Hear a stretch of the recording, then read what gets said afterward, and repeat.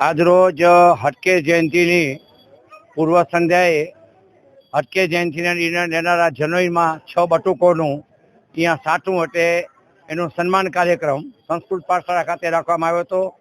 જ્ઞાતિના મુખ્ય સેવક 7 કાર્યકર્તાઓ, જેમાં અવિનાશભાઈ હોય કે વારીસભાઈ હોય કે આશીષભાઈ હોય કે ગજરભાઈ હોય કે મહેતાભાઈ હોય કે અન્ય કોઈ વ્યક્તિ હોય, એનું સન્માનનો કાર્યક્રમ એ જ્ઞાતિના પીર પ્રમુખ પૂર્વ હટકેજનના તંત્રી અને પૂર્વ મંત્રી શ્રી અવિનાશભાઈ વૈદના વડપણ હેઠળ આજે કાર્યક્રમ રાખવામાં આવ્યો હતો.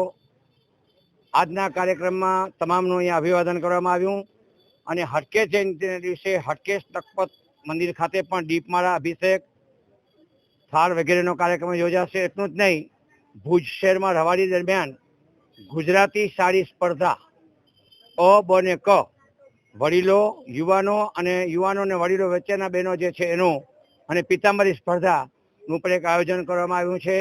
શ્રેષ્ઠ મહિમન લેખન સ્પર્ધાનું આયોજન કરવામાં આવ્યું છે અને સૌના સાથ સરકારથી આ કાર્યક્રમમાં અમારા પ્રમુખ શ્રી જયશ્રીબેન હોય, પારુબેન હોય, વારીસભાઈ હોય, હેમાંશુભાઈ હોય, રોહિતભાઈ હોય કે આશીષભાઈ હોય કે અક્ષયભાઈ હોય કે તૃપ્તિબેન હોય કે દર્શનાબેન કે આશાબેન વગેરેના સાથ સરકારથી અમે આ કાર્યક્રમ કર્યો છે. આપણા માધ્યમ દ્વારા હું સમગ્ર ગુજરાત રાજ્યમાં આજે જ્યારે હટકે જયંતિની ઉજવણી થઈ ગઈ છે ત્યારે સમગ્ર કચ્છના અને બહારના બૃહદ ગુજરાત નાગર પરિવારને હું હટકે જયંતિની શુભકામના પાઠવું છું. જય હટકેશ, જય અંબે.